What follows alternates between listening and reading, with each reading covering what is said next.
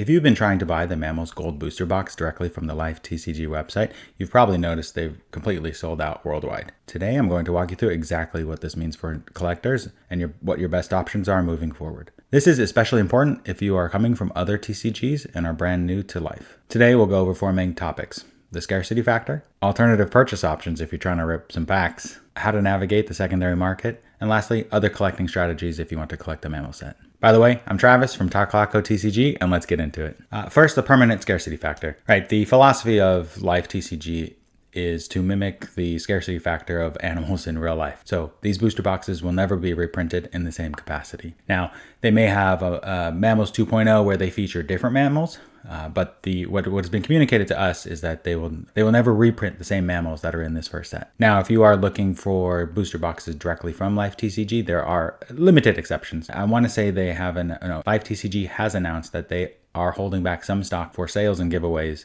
Sales at conventions where if you go see them in person at a card convention, they may have some booster boxes available for sale, and they are holding additional boxes back for giveaways. Right, recently they've done a 30,000 and a 40,000 follower giveaway on their Instagram, and they will probably continue to do similar giveaways on Instagram and Discord. So what does this mean for our long-term investing? Just like serialized cards in Magic the Gathering and other TCGs, there will never be additional cards printed, right? From a collectibles perspective, supply is never going up, so that will stay stagnant. As long as we continue to grow the TCG and have people come in and want the cards and maintain their desirability, we can expect values to go up. Again, this is not financial advice, but generally speaking, once a TCG grows and there's more demand and supply is stagnant, prices naturally go up.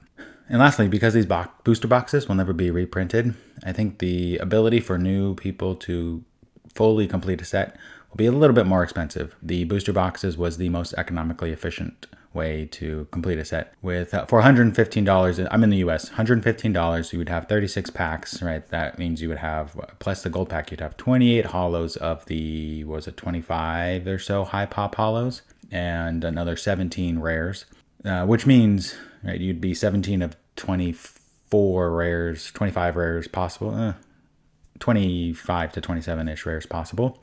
So you'd be a good chunk of the way there with just one gold booster box. Now with those not available, it's a little bit more expensive. Just keep in mind it may be a little bit more expensive to now complete a set. Next, we'll go through alternative purchase options. Because both booster boxes are sold out, and if you want to rip some packs, how can you obtain product directly from LIFE TCG? As of recording, there are mini boxes and starter boxes still currently available. Right, each the mini box and the starter box each have cards exclusive to that box. That can only be found in those boxes.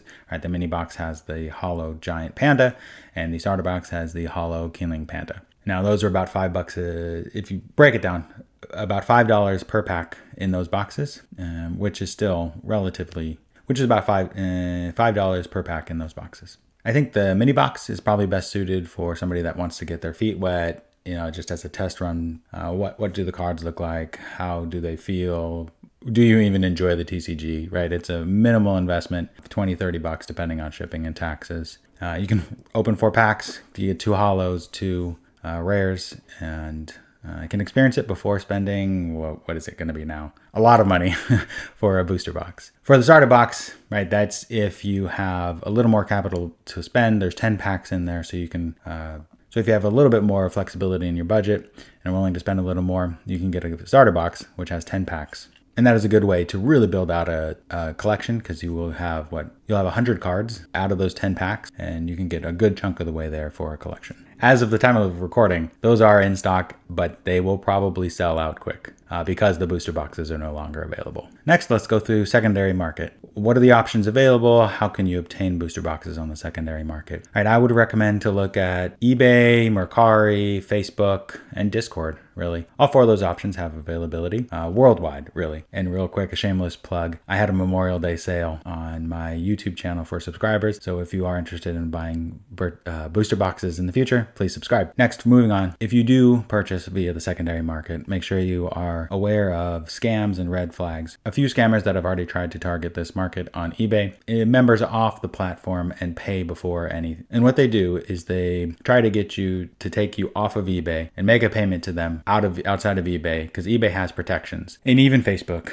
does. So if you are buying on the secondary market, stick to a trusted resource. If you ever have any questions, feel free to reach out to myself or somebody in the Discord, right? We have a reviews channel in Discord that provides reviews for sellers and traders, so you know that there are honest people. And you'll want to review those trading channels just to make sure people have traded in the past, right? Generally speaking, you're not going to run into any issues, but as with any Pokemon or Life TCG or any TCG community, you should always keep an eye out for red flags and things that are too good to be true. Because if they sound too good to be true, they are. Trust me, I was scammed for $250 when I first started Pokemon, and that was a lesson well learned, unfortunately for me. And lastly, we'll go over other collection strategies for collecting the mammal set. Now, if you have a budget for the booster box and you want to buy a booster box on the secondary market, by all means, have at it and enjoy it. They are a lot of fun to rip. If you do want to take a more I'd say targeted approach, and if there are certain cards in the mammal set that interest you the most, I'd recommend doing that too, right? You can collect whatever you like. That's the great part about collecting,